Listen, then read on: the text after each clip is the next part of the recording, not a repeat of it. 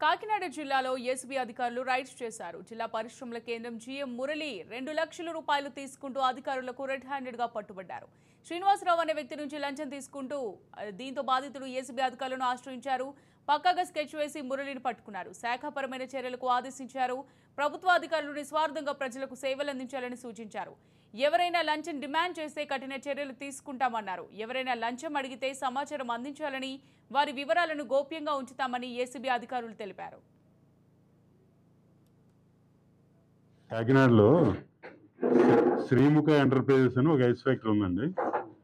దాన్నేమో P Srinivas Kumar అని run చేస్తున్నారు. ఆయనకి గవర్నమెంట్ నుంచి సబ్సిడీ ఒక 40-50 లక్షల దాకా రావాల్సి ఉంది. ఆ ఫైల్ గురించి ఆయన గత సంవత్సర కాలంగా తిరుగుతున్నాడు. ఆయనకేమో దాదాపు ఒక 2.5 లక్షలేమో లంచం కింద ఆడడం, మొత్తానికి ఒక 2 లక్షలకేమో ఆయన ఒప్పుకోవడం, ఇదంతా జరిగిందన్నమాట. ఒప్పుకున్న తర్వాత ఆయనకి పని జరగటం లేదు, చాలా ఇబ్బంది పెడుతున్నారు. ఈ రోజు ఏంటంటే ఆఫీస్కి వచ్చి ఇస్తే ఆయన మళ్ళీ జిఆర్టీ హోటల్ దగ్గర రమ్మని చెప్పడం, అక్కడ డబ్బులు తీసుకుని ఆయన కార్ డిక్కీలో పెట్టుకున్నారండి.